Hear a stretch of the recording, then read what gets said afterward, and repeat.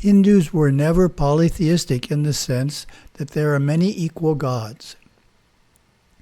Henotheism, literally one God, which philosophers also call inclusive monotheism, better defines the lofty Hindu view. It means the worship of one God without denying the existence of other gods. Whether there is one or more supreme gods can be traced to two distinct but intertwining streams of Hindu thought and tradition.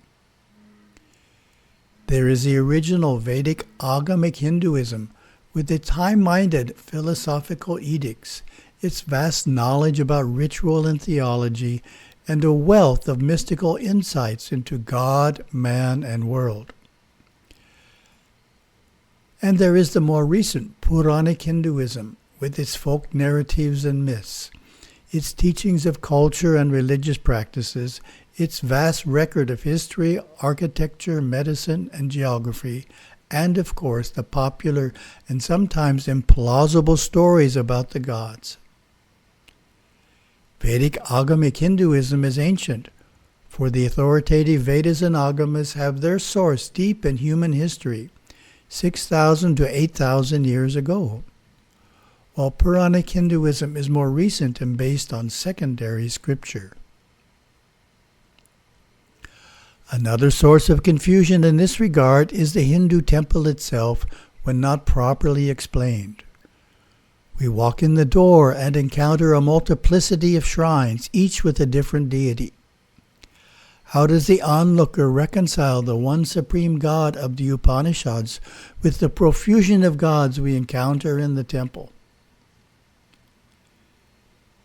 This final section of the Vedas states that God is the supreme reality, referred to as Brahman, transcendent and eminent, one and indivisible, infinite and eternal, all-pervading existence, knowledge, bliss, as well as the personal Lord. A uniquely confusing situation we find in the West is that Supreme God Vishnu and Supreme God Shiva are sometimes equally enshrined side by side in the same temple to accommodate various allegiances.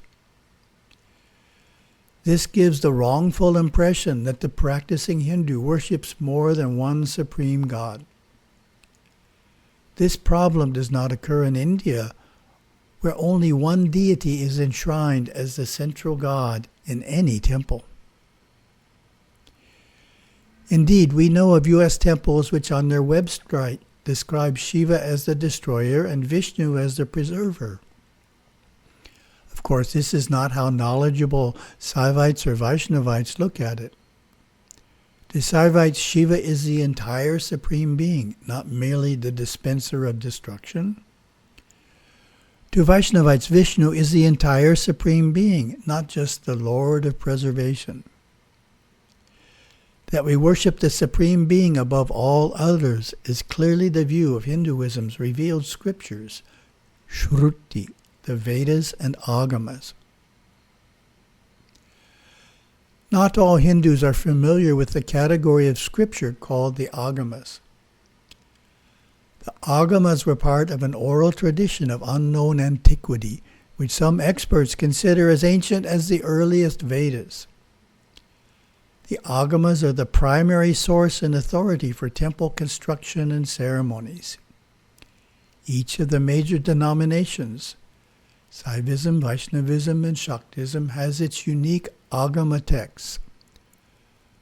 Smartas recognize the Agamas but don't necessarily adhere to them, relying mainly on the Smriti texts such as the Dharma Shastras, Puranas, Mahabharata, and Ramayana. In the Saiva Agamas, for example, Lord Shiva is described as the supreme being, performing all three divine actions of creation, preservation, and destruction. Quite often, two additional actions are included, his veiling and revealing graces. The Raurava Agama states, the birth of the world, its maintenance, its destruction, the soul's obscuration and liberation are the 5 acts of his dance. No wonder Saivites take great exception to the statement that Shiva is the god of destruction, a concept that finds its source in the Puranas. I have been to a number of temples that have equal shrines for Venkateshvara, Vishnu, and Shiva. In such a temple took the Puranic approach, it would say that at the Sri Venkateshvara shrine we are worshipping Vishnu, the god of preservation, and at the Sri Shivalingam shrine we are worshipping Shiva, the god of destruction.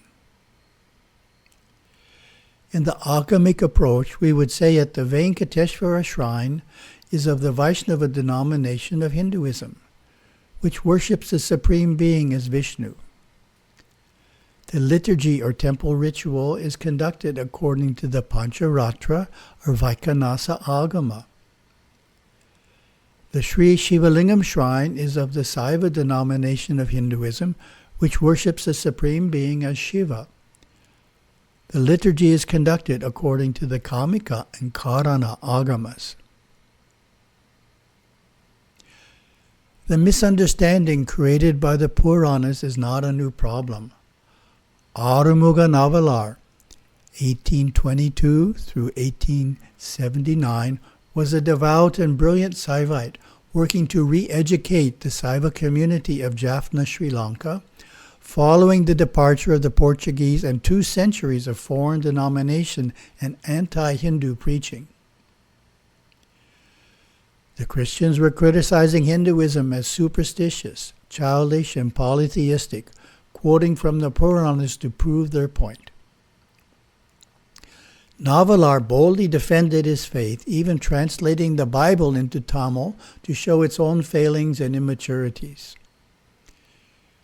The missionaries loved the Puranic tales, which speak about the marriages of the gods and promote a multiplicity of supreme gods. Navalar believed in the gods, the Mahadevas, and worshipped Lord Murugan devoutly. But he knew his faith spoke of a single supreme being and wanted his fellow Saivites, who were languishing under missionary assaults, to understand the traditional view. He spoke against the storybook aspects of the Puranas, making it clear to Saivites that the Agamas are spiritually superior and should be the source of their faith and practice. Still, he defended the greatness of the Kanda Purana, which he saw as high-minded and inspiring. He succeeded in bringing Saivism back to life by showing his people the true mystical purity of Hinduism. The point that Arumuga Navalar was making is, don't take the Puranic stories literally. They are a major source of misconceptions about Hinduism. When the Puranas are taken as authority on Hinduism, the high philosophy of the revealed scriptures is obscured and confusions arise. For temples in the West, the Vedic Agamic approach is what is needed to create clarity about Hindu temple worship in the minds of Hindu youth, as well as the non-Hindu community. We are encouraging all temples to help clarify this clarity of Hindu belief by stressing on their websites and in their publications that, first and foremost, Hindus all worship a one supreme being, though by different names and through different traditions. We also suggest that temples share more information on their traditions, such as 1. Mata, whether the liturgy is of the Vaishnava, Saiva, Shakta, or Vaidika tradition. 2. Agama, the name of the Agama or other scripture that governs the ceremonies. 3. Murti, the form of the main deity and a brief history of its worship in India. 4. Archaka, the background of the priesthood. 5. Darshana, the philosophy or philosophies taught at the temple. 6. Anubhuti, any divine experience, dream, vision, or inspiration that led to the temple's creation.